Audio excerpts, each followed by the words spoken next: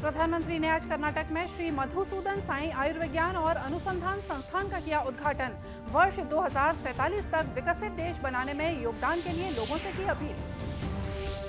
केंद्रीय गृह मंत्री अमित शाह जगदलपुर में सीआरपीएफ के 84वें स्थापना दिवस कार्यक्रम में हुए शामिल। आकाशवाणी से हल्बी बोली में समाचार प्रसारण का भी किया शुभारंभ। जस्टिस रमेश सिन्हा अब होंगे छत्तीसगढ़ हाईकोर्ट के नए चीफ जस्टिस।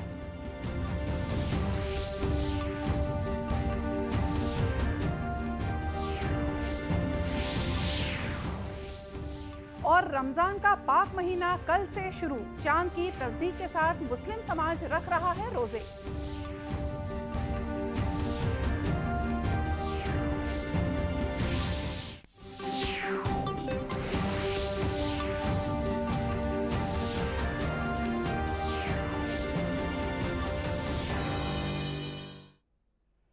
नमस्कार, आप देख रहे हैं दूरदर्शन समाचार। मैं हूं मोनिका शर्मा और आइए अब देखते हैं समाचार विस्तार से। प्रधानमंत्री नरेंद्र मोदी ने आज कर्नाटक में चिक्कबल्लपुर जिले के मुड्डेनहल्ली में श्री मधुसूदन साई आयुर्विज्ञान और अनुसंधान संस्थान का उद्घाटन किया। इसकी स्थापना श्री सत्य Sai university for human excellence ने की है। इस संस्थान में गरीबों को चिकित्सा, शिक्षा और इलाज की सुविधा निःशुल्क मिलेगी। इस दौरान प्रधानमंत्री ने प्रत्येक देशवासी से भारत को वर्ष 2047 तक विकसित देश बनाने में योगदान देने की अपील की। उन्होंने कहा कि भारत 25 वर्षों में विकसित देश बन सकता है या नहीं, इसका उत्तर संकल्प से सिद्धि और सबका प्रयास के माध्यम से ही दिया जा सकता है। आजादी के अमृत महोत्सव में देश ने विकसित होने का संकल्प लिया है। कई बार लोग पूछते हैं कि भारत इतने कम समय में, क्योंकि मैंने कहा है 2047 जब आजादी के 100 साल होंगे, तो लोग पूछते हैं कि इतने कम समय में भारत विकसित कैसे बनेगा। इतनी चुनौतियां हैं, इतना काम है, इतने काम कम समय में पूरा कैसे होगा। इस सवाल का एक ही जवाब है, सशक्त जवाब है, संकल्प से भरा जवाब है, सिद्धियां प्राप्त होने की ताकत वाला जवाब है, और वो जवाब है सबका प्रयास।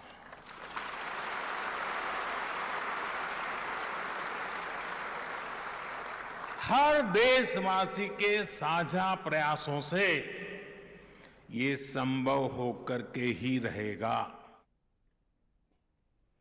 इससे पहले प्रधानमंत्री ने मुड्डेनहल्ली में भारत रत्न सर एम विश्वेश्वरैया के जन्मस्थल का दौरा किया और उनकी समाधि पर पुष्पांजलि अर्पित की।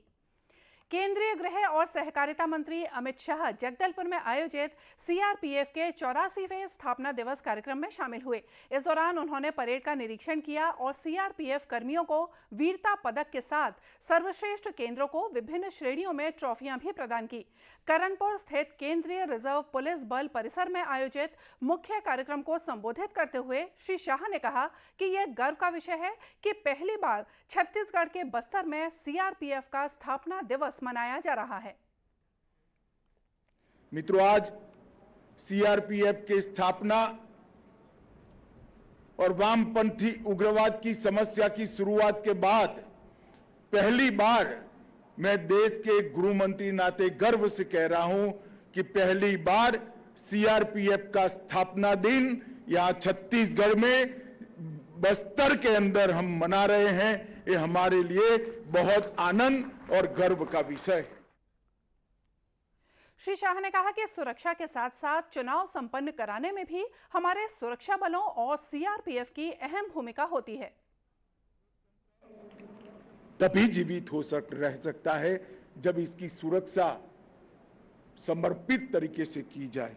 देश के चुनावों को शांतिपूर्ण ढंग से अंजाम देने में बाकी सारे सीआरपीएफ को साथ में रखते हुए सीआरपीएफ का योगदान महत्वपूर्ण योगदान है। पिछले कई चुनावों से सीआरपीएफ के जवानों ने हमारे लोकतांत्रिक प्रक्रिया का सुरक्षित रूप से निर्वहन करने की जिम्मेदारी निभाई है। ये पूरा देश इसको बड़ी विनम्रता के साथ इसको देख रहा है। श्री शाह ने कहा कि हमारे सुरक्षा बलों ने वामपंथी उग्रवाद के खिलाफ बेहतर काम किया है। इसके साथ ही विकास कार्यों में आने वाली हर चुनौतियों का सामना करते हुए इसे आगे बढ़ाने में हमारे सुरक्षा बलों ने वामपंथी उग्रवाद के खिलाफ विगत 9 सालों में एक मजबूत लड़ाई लड़ी है और हर मोर्चे पर हमने विजय हासिल की है। उनको पीछे धकेलने में तो सफलता प्राप्त की ही है, परंतु साथ साथ जो वामपंथी उग्रवादी आदिवासियों के विकास के बीच में रोड़ा बने थे, ना स्कूल वहां पहुंचती थी, ना दूरसंचार वहां पहुंचता था, मोबाइल टावर नहीं बनते थे, रोड नहीं पहुंचते थे, सस्ते अनाज की दुकानें नहीं पहुंचती थी, फ्री ऑफ कॉस्ट चावल नहीं पहुंचता था, अस्पतालें नहीं बनती थी, स्कूलें नहीं बनती थी, कॉलेज का सवाल ही खड़ा नहीं होता था। ये सभी विकास कार्यों के आगे से विघ्न हटाने का काम और उसका यश किसी एक बल को जाता है तो मैं देश के गृह मंत्री के नाते इसका संपूर्ण यश सीआरपीएफ के बहादुर जवानों को देना चाहता हूं। सीआरपीएफ के स्थापना दिवस कार्यक्रम में रंगारंग सांस्कृतिक कार्यक्रमों की प्रस्तुतियां भी दी गईं। गौरतलब है कि यह दूसरा मौका है जब सीआरपीएफ की परेड दिल्ली स्थित मुख्यालय से बाहर हुई है।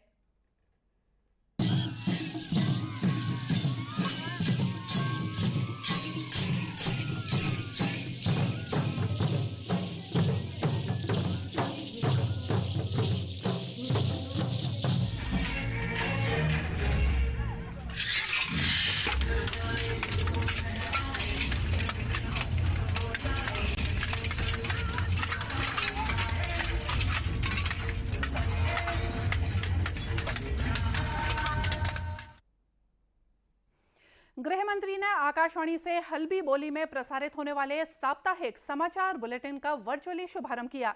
15 मिनट का ये बुलेटिन आकाशवाणी के जगदलपुर केंद्र से प्रत्येक रविवार को प्रातः 7:30 बजे सुना जा सकेगा। बस्तर की एक मुख्य बोली हल्बी में समाचार बुलेटिन की शुरुआत की जा रही है। हल्बी बोली में यह साप्ताहिक समाचार बुलेटिन संपूर्ण बस्तर संभाग में सुना जा सकेगा।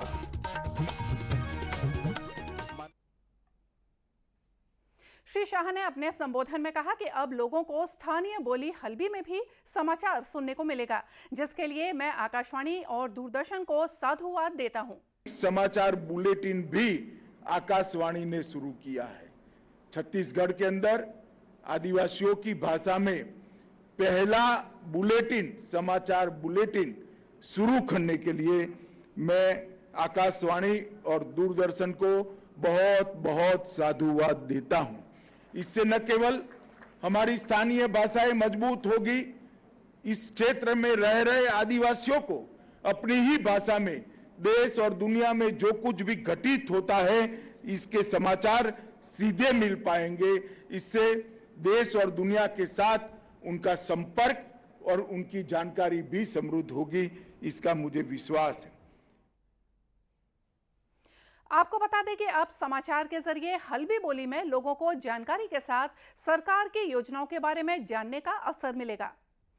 सुदूर ग्रामीण क्षेत्रों में लोगों तक जानकारी पहुंचाने और सरकार की योजनाओं का प्रसार करने के लिए हल्बी बोली में समाचार का प्रसारण शुरू कर दिया गया है। इसका शुभारंभ केंद्रीय गृह मंत्री अमित शाह ने सीआरपीएफ के स्थापना दिवस पर किया।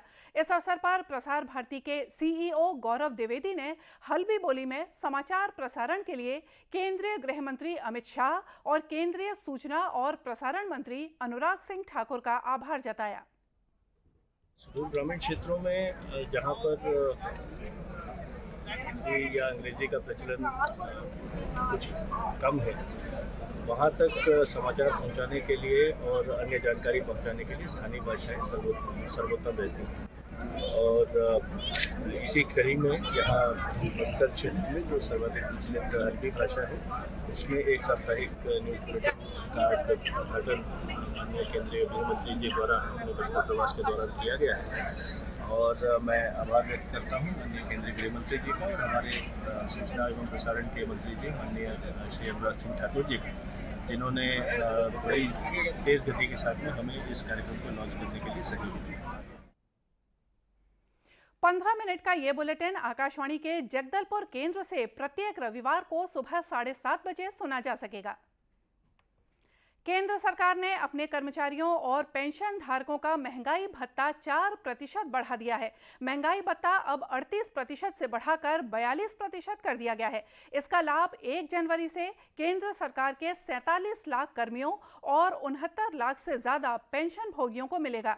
सूचना और प्रसारण मंत्री अनुराग सिंह ठाकुर ने बताया कि इस फैसले से प्रतिवर्ष 12,815 करोड़ रुपए से ज्यादा का अतिरिक्त व्यय होगा। उन्होंने कहा कि महंगाई भत्ते में ये वृद्धि 7वें केंद्रीय वेतन आयोग की सिफारिशों के अनुरूप है। जो डियरनेस अलाउंस और पेंशनर्स के लिए डियरनेस रिलीफ, तो डियरनेस रिलीफ और डियरनेस अलाउंस के बारे में सरकार ने निर्णय किया है और दरों का निर्धारण तो आपको पता है कि all India consumer price index for industrial workers जो है उसके आधार पर एक स्वीकृत फॉर्मूले के आधार पर किया जाता है और 7 सेंट्रल पे कमीशन की रिकमेंडेशंस को सरकार ने माना है। एग्जिस्टिंग रेट जो 38% है उसको बढ़ाकर 42% कर दिया है, 4% की इसमें वृद्धि की है और 12,815 करोड़ रुपए डियरनेस अलाउंस और डियरनेस रिलीफ इसके ऊपर खर्च आएगा प्रतिवर्ष। केंद्र सरकार ने प्रधानमंत्री उज्ज्वला योजना के लाभार्थियों को भी बड़ी राहत दी है। आर्थिक मामलों की मंत्रिमंडलीय समिति ने प्रतिवर्ष 12 गैस सिलेंडर भराने के लिए 200 रुपए प्रति सिलेंडर की सब्सिडी को मंजूरी दे दी है। इलाहाबाद हाईकोर्ट के जस्टिस रमेश सिन्हा अब छत्तीसगढ़ हाईकोर्ट के नए चीफ जस्टिस होंगे। जस्टिस रमेश कुमार के नाम की अनुशंसा सुप्रीम कोर्ट के कॉलेजियम ने की थी। छत्तीसगढ़ हाईकोर्ट में पूर्णकालिक चीफ जस्टिस के रूप में नियुक्ति से पहले जस्टिस गौतम भादुड़ी को कार्यवाहक चीफ जस्टिस नियुक्त किया गया था। केंद्रीय विधि और न्याय मंत्रालय की ओर से जारी आदेश में छत्तीसगढ़ हाईकोर्ट में जस्टिस रहे जस्टिस प्रीतिंकर दिवाकर को इलाहाबाद हाईकोर्ट का चीफ जस्टिस बना दिया गया है। वे कार्यवाहक चीफ जस्टिस की जिम्मेदारी निभा रहे थे। प्रधानमंत्री नरेंद्र मोदी हर महीने के आखिरी रविवार को मन की बात कार्यक्रम के जरिए जनता से सीधे जुड़ते हैं। मन की बात कार्यक्रम की 100वीं कड़ी का प्रसारण 23 अप्रैल को होने जा रहा है। डीडी न्यूज के साथ ही रेडियो पर प्रधानमंत्री जनता से अपनी बात साझा करते हैं। हम आपको दिखा रहे हैं कार्यक्रम के कुछ चुनिंदा अंश।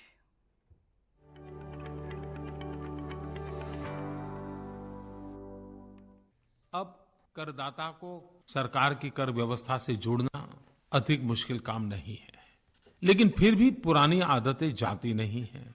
एक पीढ़ी को अभी भी लगता है कि भाई सरकार से दूर रहना ज्यादा अच्छा है। मैं आज आपसे आग्रह करना चाहता हूं कि नियमों से भाग करके हम अपने सुख चैन गंवा देते हैं। कोई भी छोटा मोटा व्यक्ति हमें परेशान कर सकता है। हम ऐसा क्यों होने दें? क्यों न हम स्वयं अपनी आय के संबंध में, अपनी संपत्ति के संबंध में सरकार को अपना सही ब्यौरा दे दें। एक बार पुराना जो कुछ भी पड़ा हो उससे मुक्त हो जाइए।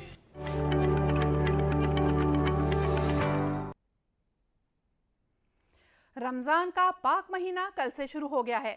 चांद की तस्दीक के साथ ही मुस्लिम समाज के लोगों ने रोजे रखने शुरू कर दिए हैं। इसे देखते हुए मस्जिदों में भी सहरी और इफ्तार के लिए विशेष इंतजाम किए गए हैं। वहीं रमजान के दौरान मस्जिदों में पढ़ी जाने वाली तराबीह की विशेष नमाज का दौर भी शुरू हो गया है। बड़ी संख्या में नमाजी तराबीह की नमाज अदा करने पहुंच रहे हैं।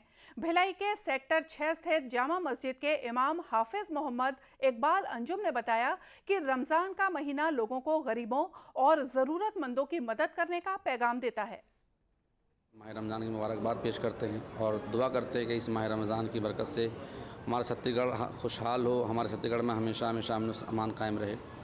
माह रमज़ान ये सब्र का महीना है, माह रमज़ान नेकियों का महीना है और माह रमज़ान जब आता है तो नेकी का जज्बा बढ़ जाता है, इबादत का जज्बा बढ़ जाता है, इबादत का शौक़ बढ़ जाता है।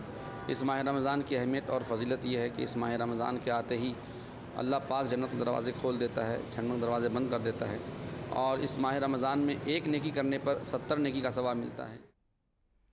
रमजान के शुरू होते ही जगह जगह मेवों और सेवइयों की दुकानें सज गई हैं, जहां रोजेदार बड़ी संख्या में खरीदी करते हुए नजर आ रहे हैं। और इसी के साथ ये समाचार बुलेटिन यही समाप्त हुआ। नमस्कार।